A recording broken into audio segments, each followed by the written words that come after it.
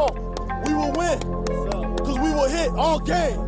We are motivated. We are dedicated. Come on now. Come on now. We will win. Because we are the best on the field. And we hit the field like all day light, all night light, on the blue light, offense light, defense light, his squad light, house call light, and it sound light, and it sound light, and it sound light. I'ma do this here forever. EQ. Forever. Triune. Forever. Yeah. Forever. I'ma do this here forever.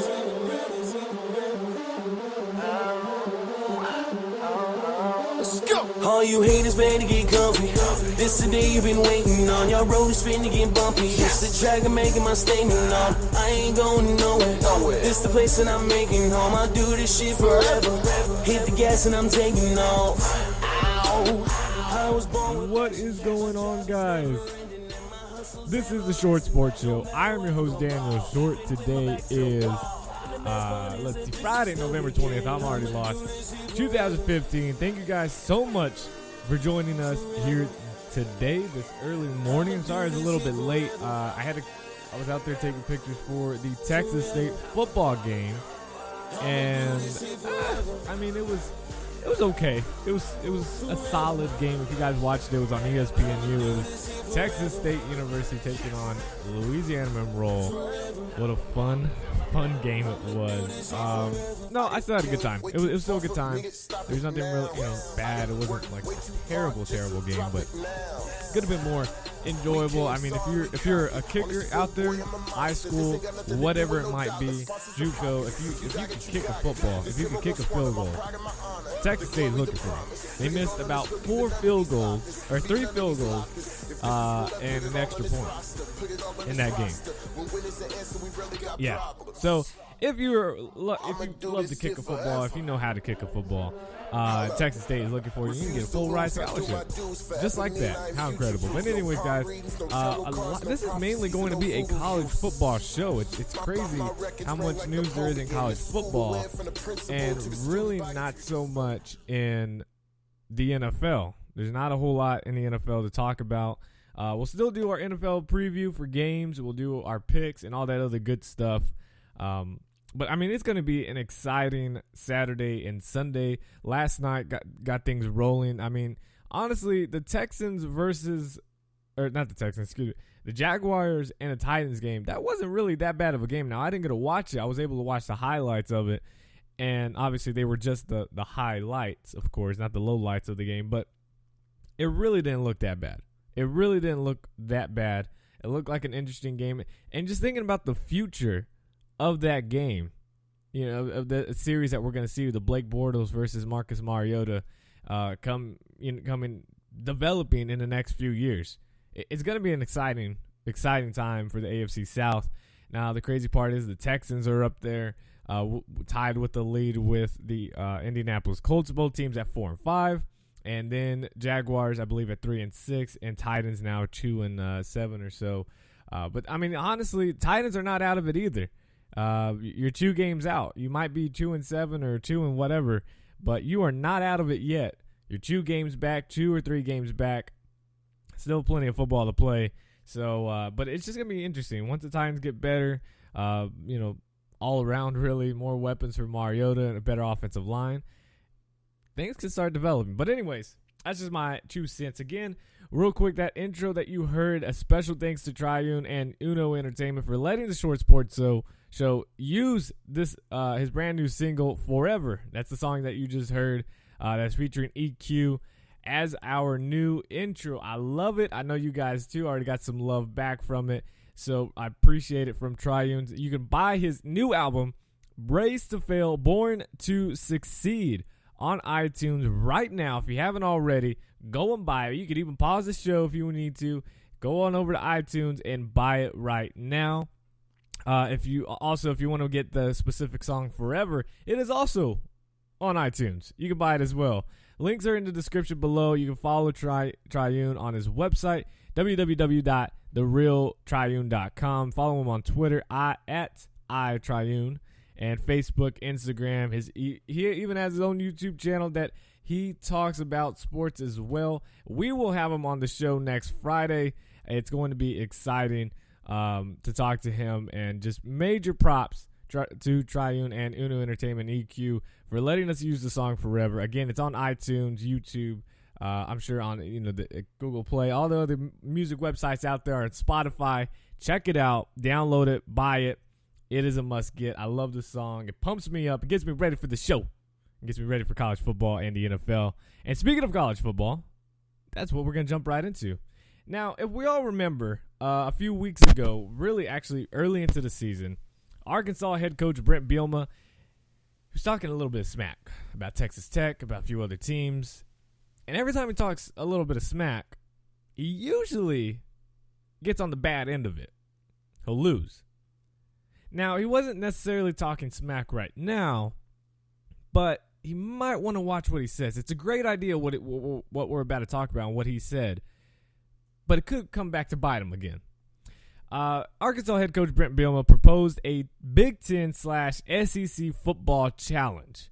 Bielema, who's in his third year at Arkansas after spending 8 seasons at Wisconsin, proposed the idea of a Big Ten versus SEC challenge, similar in what college basketball does now with the Big 12 and the SEC challenge, which is also very fun to watch. Bielema's concept would consist of ranking all 14 teams in both conferences during the preseason and matching them up with the respective non-conference counterpart for a game that season. He said, quote, "Let the best of the best play each other, and maybe the lower ones play each other week in and week out. Just reserve a week every year. It would be kind of a fun thing. People would want to get into that now. I've been in both leagues. I have the utmost respect for both. It would be something kind of fun if you can just reserve that. And that might eliminate the whole need for an FCS team. Then you schedule 3 other opponents that are FBS and go," end quote. Now, I like the idea. I do. Having the Big Ten versus SEC, maybe the Big 12 versus Pac-12, AAC versus the ACC, stuff like that. That'd be fun to watch. It truly would be fun. And I'm against the FCS thing, and to a certain extent with teams playing FCS, because if you look at it this week for the SEC, you have number 2 Alabama facing Charleston Southern. You have South Carolina hosting the Citadel. And then you have 4 other teams in Auburn, number 8 Florida, Georgia, and Kentucky, all playing non-Power 5 opponents. The big issue is like with Alabama playing Charleston Southern, South Carolina playing the Citadel. It's one of these weird things, because obviously with the playoff committee, Alabama, it doesn't matter who they play. They can play their whole non-conference can be FCS opponents, and they will still be in the playoffs. Alabama just has it like that. And with your history, the past decade, rightfully so. But, which, I mean, still not right, but it's going to happen. The thing is, with college football playoff, they look at your schedule. They attack Baylor for it, which, Baylor doesn't play the best, but they attack Baylor, a little bit of TCU. I mean, they did play Minnesota, but, Minnesota sucks this year. Thankfully, TCU's doing the right things. They're playing Arkansas next year. In 2018, we have a home-and-home with Ohio State. We have Stanford, and the list goes on and on, better teams. But as of right now, talking about getting rid of playing the FCS teams. The thing is, while that's great for your school to get rid of the FCS, like I would love to see TCU stop playing FCS teams, mainly because it truly does hurt us playing any FCS team. Maybe play like a Vanderbilt. You're playing an SEC team. That's great, but, I mean, it's still a lower team in Vanderbilt. I mean, they have a great defense, don't get me wrong, but stuff like that. But anyways, the idea of actually cutting ties with the FCS programs is it's good and bad. It's good for your school. It's bad for the FCS. Because a lot of the FCS schools, especially in the SEC, those FCS teams that play the SEC, rely on those pay games. You have Alabama, who has always has been calling for a Power 5 schools to play one another, which he's done with Michigan and a few other schools.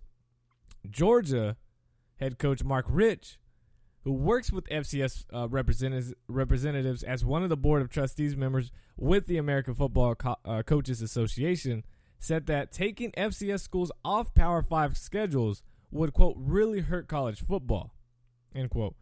He proposed his own idea for scheduling, suggesting that the Power 5 schools' strength of schedule should be ranked by their top 11 games, which will allow them to play an FCS opponent if they choose without being penalized.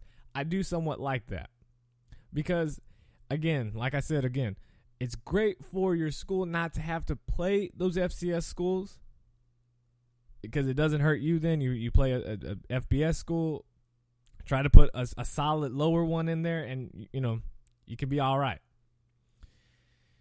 But the FCS schools, they need that money. And Rich said this, quote, I say that because these FCS schools need to play these games. They need these paydays to continue their programs as they exist today. Just imagine all the young men across America who wouldn't be able to play football and have a scholarship and have it paid for if it wasn't for these FCS schools. I really think for the health of college football at all levels, if we stop playing FCS schools, we're going to hurt college football. We're going to hurt the sport of football in general, end quote. And it's true. If there is a way, the committee, AP poll, coaches poll, could all kind of just look at it and take Mark Rich's idea of the strength of schedule should be based on their top 11 games, which you normally just play a 12-game season without your conference championship game. You play 12 games. So you allow them to play one FCS opponent if need be, and then 11 games, you rank it on that because you have to schedule, 2 or 3 other non-conference depending on, how it works out for your scheduling. I somewhat like that idea. But it needs to be, if they do that, it needs to be a thing where it happens a certain amount of years and they have to somewhat schedule it with everybody, with all the schools. So that way, year in and year out, every single team is playing at least one FCS school every single year. It should be you play an FCS school once every other year. Something like that. That way, you still have FBS, all the way through 1 year. Then you throw in another one, FCS team another year. Something like that. So that way, you're not always having that team getting basically a free win. Now, of course, we've seen things with, Michigan and Appalachian State back in the day. We've seen things where Jacksonville State almost beat Auburn and probably should have. Just bad play calling and bad quarterback play on them, on Jacksonville State. Probably should have beat them. It's not always guaranteed, but when you have teams like, Alabama and so on and so forth, someone becomes guaranteed. I like that idea. Just that way FCS schools still get paid, help them out. But it should be, certain things like that. But I want to hear what you guys have to say. Follow me on Twitter at @short_sports247. Links are all down below in the description no matter where you're listening at.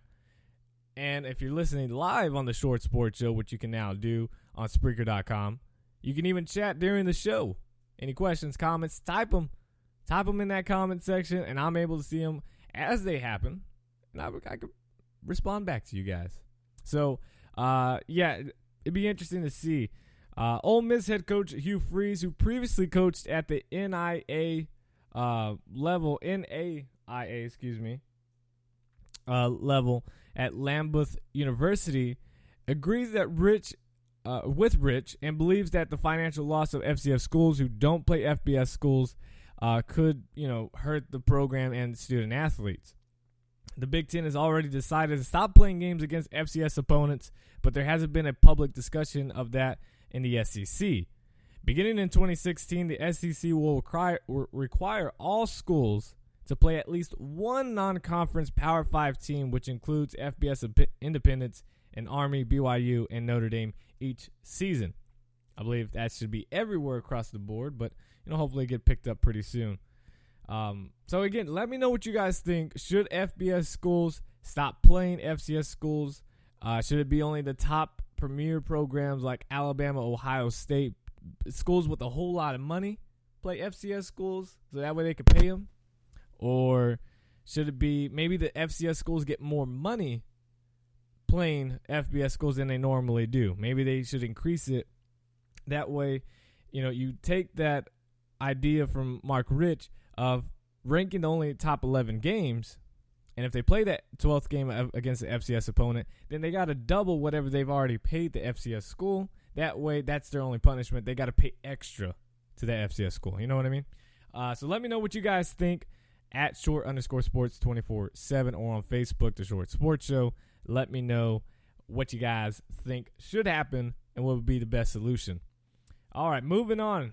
We got the number 19 Houston Cougars plan to offer first-year head coach Todd Herman a raise to $3 million annually in effort to keep him after the 10-0 start. The school said Thursday. The school board of regents on Thursday authorized Houston chancellor and president and the board chairman to negotiate a new contract for Herman. The former Ohio State offensive coordinator Herman is considered an attractive candidate. Of course, a lot of teams right now would love to have Todd Herman for Power 5 conference schools seeking a new head coach, in which there are 7 currently openings for Power 5 schools right now.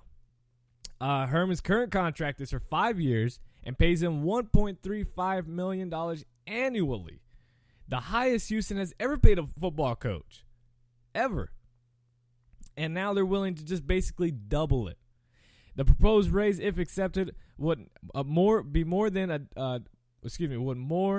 double the salary that Herman now makes, and make him the highest paid head coach at a group of 5 school. That is the title is currently led by Cincinnati coach Tommy Tuberville with $2.2 million, and the group of 5 is basically the non-Power 5. But Houston is trying to, make some type of way, trying to maybe get in a newer conference, possibly the Big 12. I doubt the Big 12 wants to add another Texas team, but if they did, Houston obviously would be that route to go. Maybe the ACC. I mean, who knows? College football is weird sometimes, but I love it. I hope Todd Herman stays at Houston. It'd be great for their program. It'd be great all over for the state of Texas and Todd Herman. I really don't want to see him leave. If Todd Herman leaves Houston, I want him to go to USC in Southern California. That is where I want him to go. Nowhere else. If he's not going there, do not go anywhere else. I did hear that, Missouri is obviously looking at him, and apparently the athletic director at Missouri was the same guy that hired Todd Herman at Houston or at Ohio State. So, I don't know. I hope he doesn't go to Missouri. I think Houston is the best spot for him. He's from Texas. It'd be a perfect area. And you get a raise to $3 million. Pretty solid living. I think most schools aren't going to pay you that much unless it's USC or something like that. We'll just have to see. But so far, what Todd Herman has just done, and again, in just 1 year at Houston, he's now, of course, 10-0, defeating some really good teams. He's engineered a significant recruiting success for the Cougars, who now have the number 35 class in ESPN's Recruiting Nation's rankings, the highest in the era of recruiting rankings for Houston. And the Cougars are tied with number 16 Navy for first place in the American Athletic Conference West Division. So they will still play each other, I believe, next week. And Houston goes to play Connecticut this Saturday. It is going to be exciting time for Houston. They get Courtney Lark, who just committed to them. I mean, they're getting some weapons, and they're going to be very good. I think Greg Ward, I'll have to check on Greg Ward. I don't know if he's a junior or a senior, but if you have him for another year, that should be exciting. But it doesn't matter. Apparently, it doesn't matter who the quarterback is. With your head coach being Todd Herman, he'll take anybody and make you great. And I think that's what makes it so attractive for Houston and other schools. But, yeah, I truly hope Todd Herman stays at Houston and continues to do work. I know it would hurt TCU in recruiting, but, you just got to have respect for other schools, and Houston is one of them, and Todd Herman, major props to him. Other news, Utah running back Devontae Booker will undergo surgery on a torn meniscus Thursday afternoon, which has already happened. I don't know why I said Thursday. And he will miss at least the remainder of the regular season. His father, Ronnie Booker, confirmed to ESPN. Booker suffered the injury during Utah's double overtime loss to Arizona on Saturday, and his father said he, quote, tweaked his left knee on a hard hit from the right side and suffered a bone bruise and a slight tear of the meniscus.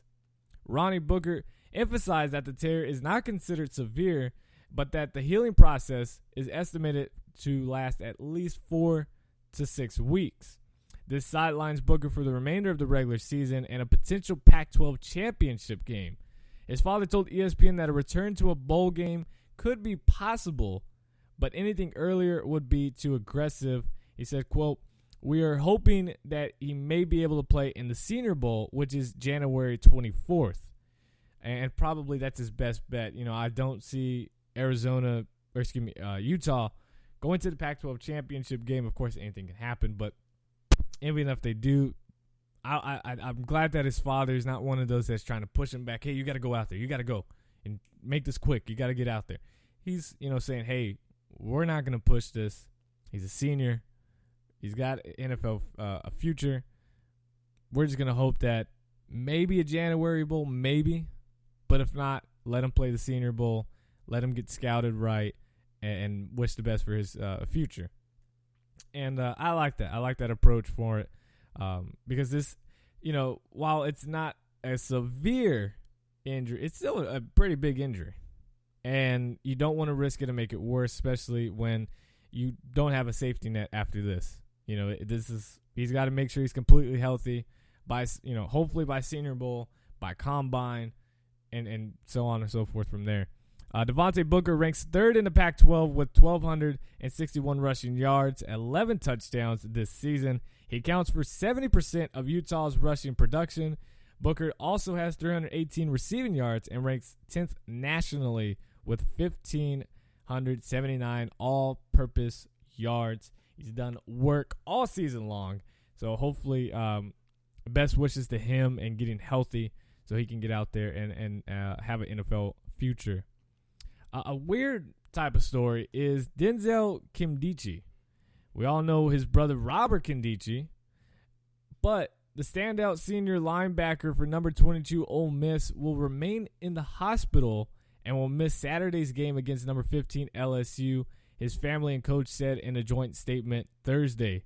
Kimdichie's father told the Associated Press in a text message Thursday that his son had been in the hospital in Oxford, Mississippi. No reason was given. Now, head coach Hugh Freeze previously said Kimdichie was dealing with a personal issue, not telling anyone that Denzel was in a hospital the whole week. Kimdichie has played in all 10 games for the Rebels, who are 7-3 and 4-2 in the SEC, leading the team in tackles with 53. And his younger brother, again, Robert Kimdichie, is a junior at Ole Miss and was selected as a preseason All-SEC first-teamer. Big loss for Kimdichie. He's going to be out again for LSU. But, if I was a fan of Ole Miss, I wouldn't like the whole secretive and kind of just being told that, one, he's dealing with a personal issue when the whole time he's been in the hospital and he was in ICU. I mean, why do we have to find out by someone on Twitter that he's been in ICU in the hospital when the head coach told everybody else that he's dealing with a personal issue? Seems a little wrong for that. We'll just have to see how that goes. Texas head coach Charlie Strong addressed on Wednesday his frustrations with the persistent rumors that he's interested in a coaching vacancy at Miami, and he insisted he remains determined to getting the struggling Longhorns program fixed. During a brief post-practice news conference, Strong said the continued speculation that he'll be a candidate at Miami is, quote, all a rumor, and reiterated that he is not looking to leave, saying, quote, we're here to build a program. That's why I came here. I know we've still got a ways to go, and we have great support from our president and also our AD. They know what the situation is. We know this, the coaching staff, everyone's on board, and we know that we've got to get things done here, end quote. Strong denied having interest in the Miami job October 26th following Al Golden's dismissal, which, thank you, Jesus, for that. But that hasn't quieted the noise and rumors that Strong is considered a front-runner for the job. The Palm Beach Post reported Wednesday, citing a source, that Miami officials have zeroed in on Strong as their primary candidate, but they're waiting to see whether he will first be fired by Texas. Strong also announced, and it doesn't get better, that he might, or whatever his situation is at Texas, it's not helping him when his best player on offense, which has already been struggling, being shut out by Iowa State, is now out. Strong announced Wednesday that Texas top rusher sophomore running back Deontay Foreman will undergo finger surgery this week, and his status for the Texas Tech game on Thanksgiving is uncertain. That's not good. It's not good at all for him. Now, we see a ton of things. Now, there's also been reports that people believe Les Miles is coaching for his job now at LSU. He's 110-31 at LSU, but apparently that means nothing, and that he might be fired.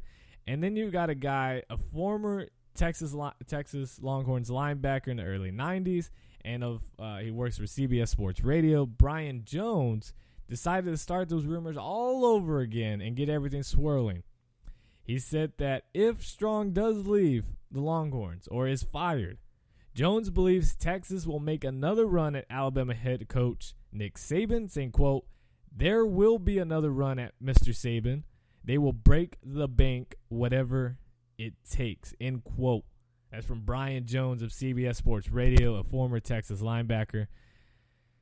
Oh, it just gets exciting, doesn't it? It truly does. If it didn't happen last time, why would you think it happened again? Because you got to think Nick Saban is a pretty smart man and probably knows that Charlie Strong is a pretty good coach, good recruiter. And if he can't win there, and people, after a year or two into it, are willing to bash Charlie Strong and just hate him basically ever since he got there. Now, they're all going to love Nick Saban, but what if that first year Nick Saban has a team 6-6, 7-5? Something that Charlie Strong somewhat, it was in that range and could be in that range again. They're going to love Nick Saban, but they're going to hate Charlie Strong. And what if Nick Saban can't really get it going? What if another year they go 6-6 again, 7-5? They can't beat the big teams in, Oklahoma. I doubt it's going to happen again. But what if they can't beat Oklahoma? They continue to lose to Baylor and TCU. What if Texas Tech beats them? You get shut out by Iowa freaking State. I think Nick Saban's going to look at it. Look, I control the South. I control the SEC. Why do I want to leave something that's already been so successful? I can get any recruit that I ever want. I can get anything I want.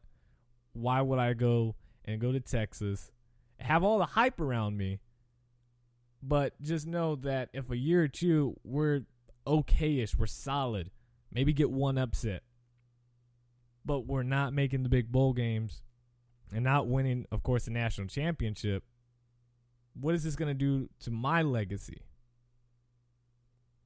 It's going to be looking at all those things. I don't think Nick Saban leaves to Texas. I don't think Les Miles is out at LSU. I think it'd be stupid for LSU to fire Les Miles. Now, while Les Miles is a freaking weirdo, I mean, he's 110-31 at LSU since he arrived, winning the national championship. Solid. He could recruit. He can get any kid out of Louisiana. He somewhat in the South overall. I mean, it's Alabama and then it's LSU. Why would he be on the report? I get it that he lost to Alabama. That was a tough fought game. Things just didn't work out. You can't expect to win that every year. You lose to Arkansas, what looked like just a downer game. Now, I'm not trying to make excuses for LSU whatsoever, but I don't think just because you lost to Arkansas, who has been on a hot streak, if anybody's been paying attention to college football, Arkansas's been on a hot streak right now. I don't think anybody wants to play Arkansas. I think if Arkansas played Alabama, it'd be a different game right there. But would that put Nick Saban on the hot seat? That would make him at 2 losses. Would that put Nick Saban on the hot seat? I don't think it's right for LSU to even think about firing Les Miles right now until he gives them a season where they lose 4 or 5 games. If he consistently wins, or if he consistently loses less than 3 games a year, 4 maybe once in a while, that's still a good coach. In the SEC, that's still a great coach. We'll just have to see. But a whole lot of things with Texas. There's rumors that this is how it would happen. It would go Charlie Strong from Texas to Miami, Dabo Swinney from Clemson to Alabama, Nick Saban from Alabama to Texas. So many weird things. I don't think Dabo Swinney would ever leave Clemson right now, especially if they make the playoff, make it in the playoffs and eventually possibly win it. I don't think there's any way he would just leave just to go to Alabama. He's trying to make his own legacy. I don't know. So many things. Let's move on real quick. We still got a lot of other stuff to talk about. TCU wide receiver Josh Doctson will miss the Horned Frogs' final 2 regular season games with a wrist injury, head coach Gary Patterson told reporters Wednesday. Doctson injured his wrist November 7th at Oklahoma State. He tried to play through it on Saturday against Kansas, but he only had 1 reception and just couldn't get anything going, as people saw. Doctson, who was a former walk-on, had been one of the top receivers, if not the top receiver in college football this season, with 79 catches, 1,300 yards, and 14 touchdowns. On top of losing Doctson, 18th ranked TCU, who continues to win but drop in the rankings, TCU could now be without quarterback Trevon Boykin for Saturday against number 7 Oklahoma. Patterson said that Boykin, who suffered an ankle injury against the Jayhawks, would be a game-time decision in Norman. And earlier Wednesday, both Boykin and Doctson were named 2 of the 15 semifinalists for the Walter Camp Player of the Year award. Also, all Big 12 center Joey Hunt is questionable for Saturday's game with an undisclosed injury, Patterson said. Ladies and gentlemen, I won't stick on it too long. TCU has now, with these 3 injuries added on, TCU now has lost, count it, are you ready? 26 players. 21 of them starters. They've lost 26 players to miss at least a game or more this season, and 21 of them have been starters. And 28 if you want to count the 1 dropout and linebacker Mike Freeze, and 1 transfer in Cameron Echoes Looper this season. Both of which were starters, too. So that would then make it to 23. 23 out of 28. How are you supposed to win? I don't know. It's just been that year. It's just been that season. I've never seen it before. I don't think anybody's seen a season like this. I know they say don't make injuries an excuse, but when you've lost 21 starters, 26 players on your team, at least for 1 game, if not more, majority has been more. I believe 8 of them out for the season, having a medical red shirt. Not much you can do. Not much you can do. So let's just hope for the best. But anyways, we got the college football playoff rankings. We won't go through them this time. You guys have seen them. It came out Tuesday night. It's Friday, or depending on whenever you're listening, you've already seen it. It's Clemson, Alabama, Ohio State, and Notre Dame. Iowa and Oklahoma State, the final 2 out. Same old rankings. Let's go ahead and do what to watch for and game predictions. We'll go just through the top 25. We'll make this pretty quick because we still got NFL news to talk about. Actually, not a whole lot of NFL news, but preview some of the games. Florida Atlantic at number 8. Florida, obviously, we're going with Florida here. North Carolina at Virginia Tech. Now, this could be a trap game. This could be. Virginia Tech, home game, last home game for Frank Beamer. I think they're doing a blackout, even though it's a 11 a.m. kickoff. there's some picture that was, quote, leaked out there. I know you can't see me doing the air quotes, that it was all black and with, obviously they're maroon and orange on it. This is last home game. UNC is a 5-point favorite. Beautiful weather. I want to go Virginia Tech. I think they're going to be hyped. They know what North Carolina has. They want to win this for Frank Beamer, for everything he's done for this program. One thing they can do is just win this last home game. I'm going to take the upset. I'm taking Virginia Tech to beat a firepower of North Carolina. I'm taking Virginia Tech in this game. And then you got Purdue at Iowa. Purdue, help us out, but it's not going to happen. Going with Iowa here. I know Iowa's been, winning some of these close games, but Purdue is it's not there for them to keep up with this defense of Iowa. Going with Iowa here. Number 12, Michigan at Penn State on ABC, 11 a.m. kickoff. Michigan is a 3.5-point favorite. Now, Michigan squeaking by. Their defense didn't look so well last week. Penn State, home game. It's a whiteout for them. I'm taking Penn State. I want Michigan to win, but hearing from what other people say, looking at these teams, it's got to be Penn State. It's got to be Penn State to win this game. They got so much momentum. Christian Hattenberg to go out there and win this game for them. And it's going to be one of those weird games. I think maybe like a 21-17 game. I don't think it really gets that much higher. I don't think it's going to be a whole lot of points on here. But, yeah, it's going to be a great game, though, with Michigan and Penn State. Then we have number 21, Memphis at Temple. Now, last week, Temple, for some reason, they just gave up on the season. They got blown out on the road at South Florida, who has been somewhat under the radar, but really just not that good of a team, and now kind of finding their little hot streak they got going. Temple drops that one. I believe it was like 44-47 to 20-something or whatnot. Temple loses. Memphis losing a close game. Probably should have won it with the missed field goal at the end over Houston. Both teams 8-2. This is at Temple on ESPNU. Memphis a 1.5-point favorite. I'm going to go with Memphis here. I think Paxton Lynch has got it for them. And Temple's just kind of just falling down from here. 2 p.m. Central Time, you got Chattanooga at number 14, Florida State. Going with Florida State here. At 2:30 on ABC, you have Michigan State on the road at Ohio State. Ohio State, a 13.5-point favorite. It's tough. I want Michigan State to win it, but with Connor Cook possibly out, or if he does play, he's going to be banged up with that throwing shoulder hurt. Ohio State now is finding a rhythm. They're finally getting to that offense. They haven't had a close game. I think the closest game they won by was about 14 points. But every week this offense has been catching its groove at the right time at the end of the season. Sadly, I think Ohio State gets it done and beats Michigan State. I hope Michigan State wins this game. But from a pick, I'm taking Ohio State. Number 20, Northwestern on the road at number 25, Wisconsin. Both teams I just truly hate watching. Joel Stave, the Wisconsin quarterback, is so boring and terrible to watch. I really don't care for this game at all. I really don't. So I'm going to take Northwestern just because of their defense.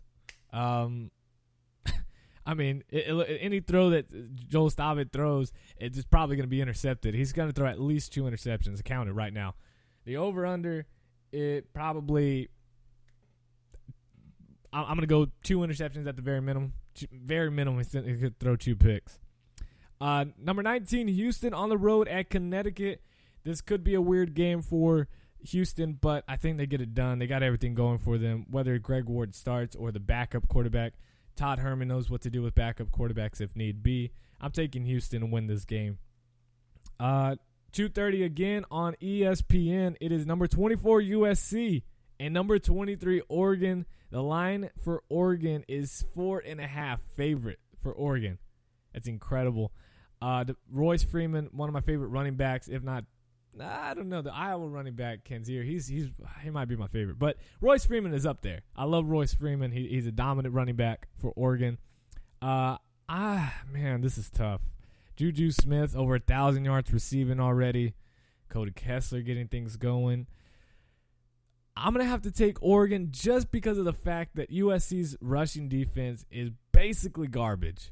They gave up a ton to Notre Dame. They gave up a ton to, the team just slipped my mind. Last week, they gave up a ton.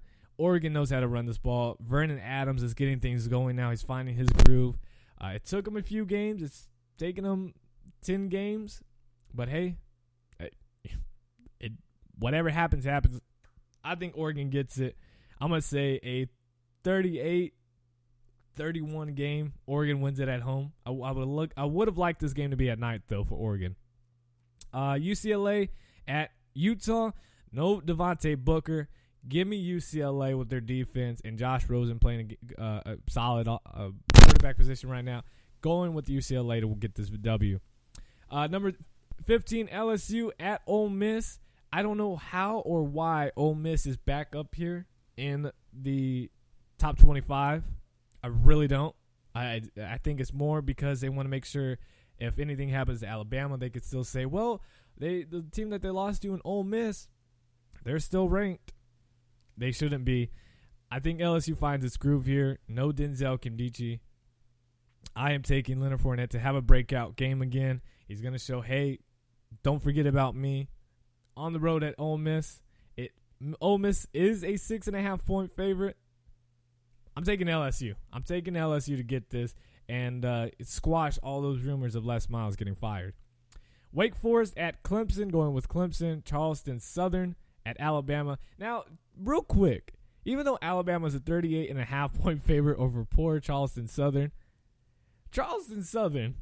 is 9-1 in the FCS.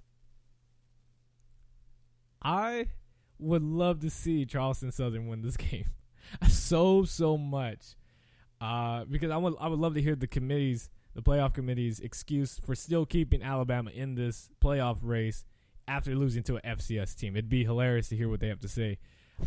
Alabama will win this game. I truly hope Charleston Southern can at least keep it close. Charleston Southern. I hope so. Number 16, Navy at Tulsa. 6 p.m. Central Time on CBS Sports Network. Navy's a 12.5-point favorite. Keenan Reynolds just going off. A dark horse Heisman possibly. He's got 928 yards rushing. He now is the FBS leader in rushing touchdowns. Or actually, I believe even total touchdowns. Or no, just rushing touchdowns. That's right. In rushing touchdowns, Keenan Reynolds playing another great game against Tulsa. Navy gets this W. Boston College at Notre Dame. This is at Fenway Park in Boston, Massachusetts. Notre Dame is, quote, the home team for this game, even though it's in Boston. Notre Dame is the home team. It is at 6:30 on NBC. Notre Dame is a 15.5-point favorite. Deshaun Kaiser still playing well. CJ Prosise, who knows about him, whether he'll play or not. Will Fuller is somehow still not at 1,000 yards. I think he gets it with this game. And I think Notre Dame, it might be an ugly game, like a 35-21 game, maybe even 28-7 victory for Notre Dame. Boston College defense, it's not the best, but their offense is there's no way they could keep up with Notre Dame. Going with Notre Dame here. Number 10, Baylor on the road at Oklahoma State. Oklahoma State needing to get this W to set up the game, and of course, I had to move my microphone, and now it's acting weird. Oh, man. Okay, I'm going to have to hold it. Baylor, who knows about Jarrett Stidham, whether he'll play. Corey Coleman out there balling out. Shock Linwood. Oklahoma State, just a 1-point favorite. Just a 1-point favorite over Baylor. Obviously, Baylor's pass defense is terrible. Man, this pains me, but I'm taking Baylor.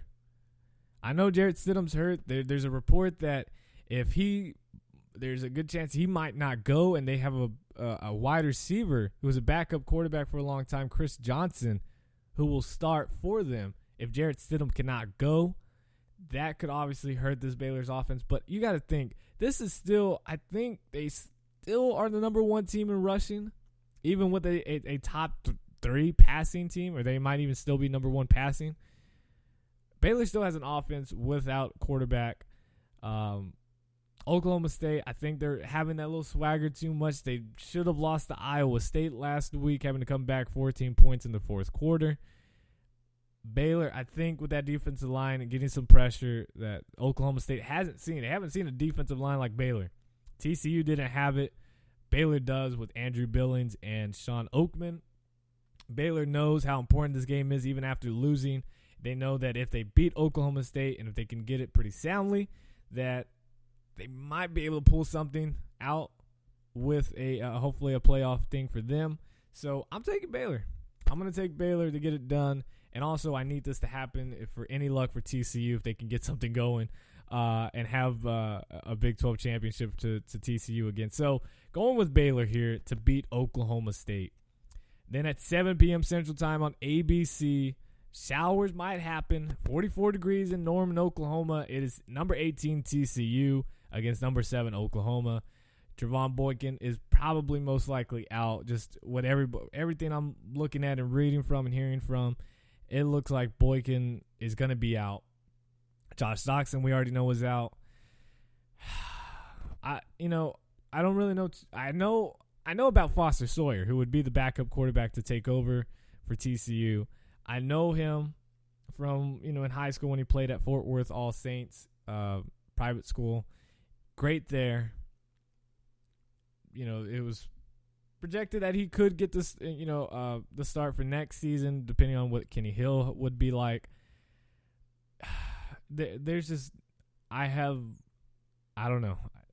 I think with Josh Doxson out and with Boykin out, and this defense, all Oklahoma has to do for their wide receivers is run it in and out, a stop and go, whatever you want to call it, and they're going to beat TCU's DBs. The defensive backs for TCU are absolutely garbage. They're terrible.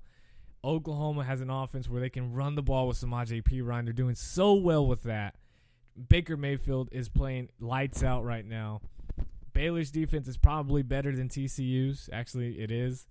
And if Oklahoma could put 44 on Baylor, they're most likely going to put the same amount. I think it's going to be a 42-21 victory over TCU. It pains me to say it, but I don't think TCU has it in. I'm still going to root for my Frogs, though. I'm still wearing purple on Saturday, and today I'm wearing purple all over, but 9-3 is most likely what's going to happen. And I wouldn't be disappointed if TCU goes 9-3. While I would hate to lose to Baylor because I absolutely hate Baylor, if that happens, TCU has a really good shot going to the Alamo Bowl. As you guys know, I'm San Marcos. Alamo Bowl is in San Antonio. I would have a shot to go over there and watch my TCU Frogs. Even though they're all injury-filled and I'll see nothing but backups, I want to go see TCU. So if that's what happens, then I'll be happy with that. Last game, California at Stanford. I think Stanford gets the W, even though Cal trying to find something. Christian McCaffrey going off. Stanford gets the dub.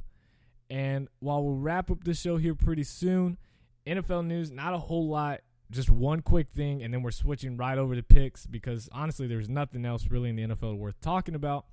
You got the Houston Texans starting quarterback Brian Hoyer is not expected to play Sunday after visiting the New York Jets. After playing against the New York, I don't know why visiting, with having a concussion. A league source said. Another source said that Hoyer suffered his third concussion of his football career during Monday night's victory over the Cincinnati Bengals. The veteran signal caller suffered one concussion in high school and another one at Michigan State, and now this one.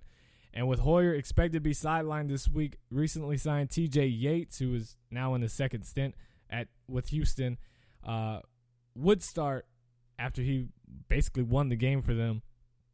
And with two quarterbacks on their 53-man roster, the Texans added a third one by claiming Brandon Weeden off waivers from the Dallas Cowboys on Thursday. Man, that just makes you want to just slap your head. Like, Cowboys roster is definitely more talented, or supposed to be more talented than the Texans. If he couldn't win with them, and you saw how bad he was, why would you? I don't even care for insurance. Are we at the point where we believe Brandon Weeden is better than Tim Tebow? Because if that's the point, if that's the mindset of majority of these NFL owners now. Of course, this is just in the Texans right now, but I don't even know why I'm taking sports management classes if we all believe that Brandon Weeden would be better off to have his insurance and possibly step in the game instead of Tim Tebow. I mean, I'm a huge Tebow fan, but I'm also realistic, and there's no way Brandon Weeden is better than Tim Tebow. If that's what we're at right now, and that's everybody's thinking, I might as well just stop. I might as well just stop the show, stop sports management, go major in basket weaving or something, because this is ridiculous. If Bill O'Brien really wants to leave to go take the Maryland job, then this is his reason right here. He is saying, you know what, TJ Yates, if you suck, it's okay. It's okay. I'm right there with you. I'm trying to get out of here as much as anybody else because I signed Brandon Weeden to be your backup. Holy crap. That is just terrible. It is absolutely terrible. All right, last night's game, Thursday night, we had the Jaguars in their all-gold uniforms taking on the Tennessee Titans, and they come back to win it. Blake Bortles, 21 of 30, 242 yards and a touchdown. Allen Robinson, 5 receptions, 113 yards for Jacksonville. Jacksonville improves to 4-6 and get the W. This final score I just blanked out. 19-13. They beat the Titans, who are 2-8. Titans not out of it just yet. Not out of it, but almost. But here we go with some picks. Raiders at the Lions on CBS. The line is even. It's just a pick 'em. I'm going with the Raiders here. I don't know why. I guess maybe just because the Lions are at home, that's why the line is even. To me, it makes no sense. I think Raiders are a much better team. I know their rushing defense is pretty bad, but guess what? The Lions don't have an offense. It doesn't matter. Raiders win this game. Derek Carr to Michael Crabtree and Amari Cooper. It's just going to go off. Derek Carr and the Raiders get the W. Colts at the Falcons. I'm going with the Falcons here. I know they've been kind of on a down swirl. Devontae Freeman's still playing his best that he can. Julio Jones as well. The defense for Falcons hasn't been the best. Colts somewhat finding the rhythm on offense, but I'm going to go with the Falcons here. Falcons are a 5-point favorite. Jets at the Texans. This game has no line apparently. Not even. There's just no line. And I think it's because of the Bill Hoyer, really. The Hoyer injury. But I'm going to take the Jets here. I think they should be favored either way. I know it's at Houston in a short week. I'm taking the Jets to win this game. I know the Jets defense has been somewhat on a down streak right now, but I think they get it going against this Texans offense. And whether Ryan Fitzpatrick plays or Geno Smith, whoever it might be, I'm taking the Jets here. Buccaneers at the Eagles. Now, they say that Ryan Matthews is out. Don't really know on DeMarco Murray, but they did say Kenyon Barner will get majority of the touches in that game for the Eagles at running back. That's going to be his first time. If I can pull it up, I think I just saw it. Nope, it's gone. Okay, cool. Hold on.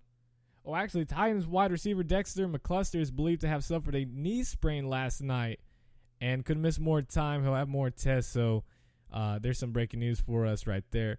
Let me see. I saw it. Okay, yeah. Kenyon Barner will get his first carry since 2013. 2013. This will be his first time. I could have sworn it was sooner with the Panthers last season, but I guess not. He did play at Oregon with Chip Kelly, so I don't know if it's going to make too much of a difference. But anyways, I'm going to take the Buccaneers in this game against the Eagles. Philadelphia is a 7-point favorite at home. But honestly, Buccaneers finding a little life. Jameis Winston leading that drive against the Cowboys to win the game last week. Buccaneers might start finding some momentum. Doug Martin playing good. Who knows on Bradford? If Sanchez plays, then you definitely know the Eagles aren't winning. Going with the Buccaneers here. Broncos at the Bears. Jay Cutler playing against the Broncos. Not too big of a deal. Manning coming off a somewhat historic day, but also a bad day. I don't know what to grade it. Manning, surprisingly, only has 9 passing touchdowns. Sam Bradford, Ryan Fitzpatrick. Let's see who else. Russell Wilson. All of these guys. Derek Carr. Matt Ryan all have more touchdowns, passing touchdowns, than Peyton Manning right now. Unbelievable. I'm going to go with the Bears. I know it's crazy. The Bears offense has got it going now. Jay Cutler playing really good. Jeremy Langford could be some type of award or something. I don't really know. Jeremy Langford out of Michigan State, the rookie, doing an excellent job keeping that Michigan State prestige of running back, keeping it going. The line is even. It's in Chicago. The Bears defense somewhat settling down. I know the Broncos defense is really good, but it seems like they could get pretty feisty and lose focus. I'm taking Chicago here in the cold game. Chicago. Rams at the Ravens. Both of the weirdest teams in the NFL. 4-5 Rams, really good, but they love to suck. Ravens, they just suck, but they got something going right now. Baltimore is a 2.5-point favorite at home against the Rams. I'm taking the Rams. Todd Gurley having a good day, but it's going to be a shootout type of game. I'm taking the Rams here. Cowboys at the Dolphins. Line is also even. There's a whole lot of even lines. It's just pick'ems today. Tony Romo, obviously, finally back. This is tough. Lamar Miller playing really well. This offense I don't know. This is really hard to play or to pick. Apparently there's a chance of rain in Miami for that game. I want to say the Cowboys. I really want to pick the Cowboys. Man, Miami might win this game. I guess we're going with Miami for the pick. I think we're just going to rock with that for now. I want the Cowboys to win, but I think the Dolphins get the W. They're just a more complete team right now. We don't know how well Tony Romo's going to throw, how well this offense could get back in the groove so quickly, and so much pressure. There's little room for error for this Cowboys team. So I'm going to go with Dolphins. Washington taking on the Carolina Panthers. I'm taking the Panthers here to keep it going, even though Kirk Cousins had one heck of a game last week, but that was against the Saints defense and not the Panthers defense. Josh Norman could have a day. Going with the Panthers. Chiefs at the Chargers. Going with the Chiefs here. Chargers, no offensive line. I swear, both of my favorite teams, Chargers and TCU, the most injury-filled team. They got the injury bug, that's for sure, in San Diego and Fort Worth. Going with the Chiefs here to get this done. Packers at the Vikings. Great game. I feel like this should probably be the Sunday night game more than anything, but I'm going to take the Minnesota Vikings. Yep, the losing streak for Green Bay continues. I'm taking the Vikings to win this game. Adrian Peterson, Teddy Bridgewater going off. Taking the Vikings. Line is also even on that one. The San Francisco 49ers at the Seattle Seahawks. The line is 13.5 to Seattle. I'm not taking the points on that. I think it's gonna be a lot closer. I believe the Seahawks win. I hope the Seahawks win. They need to win, but I don't think it's gonna be 13.5 points or more to Seattle because this offense can't really get it going. Very slow start. 49ers, they had a bye week after a win with their new quarterback in Blaine Gabbert, who really knows. Going to take the Seahawks here. Sunday Night Football, we have the 8-1 Bengals against the 7-2 Cardinals. Taking the Bengals here to get this W. Whoa. Getting ahead of myself. Arizona's a 5-point favorite. I'm taking the Cardinals to win this game. Cardinals are on a hot streak. They know how important this W could be for them. It's at home. Crowd is ready. Everybody's ready in Arizona. I'm taking Arizona. I hope the Bengals win. That's what I meant to say. I hope the Bengals win for Andy Dalton's sake, but I'm taking the Arizona Cardinals. And then Monday night in Foxborough, Massachusetts, it's the Buffalo Bills against the New England Patriots. Patriots, a 8.5-point favorite. I am taking the Buffalo Bills. No one circles the wagon like the Buffalo Bills. I am taking the Buffalo Bills to win this game.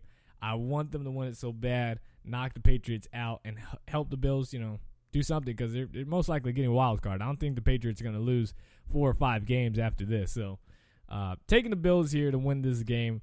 That is it for today's show. I hope you guys enjoyed. If you did, be sure hit that like button. If you're brand new to the show, hit that subscribe button. I will be here this upcoming Monday morning for the Short Sports. So you can follow me on Twitter at @short_sports 24/7. And I will see you guys Monday. As always, God first, God bless. I'm out. Peace.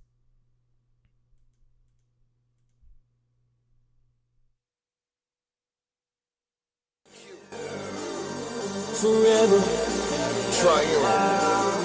Forever. Yeah. Forever. I'ma do this here forever.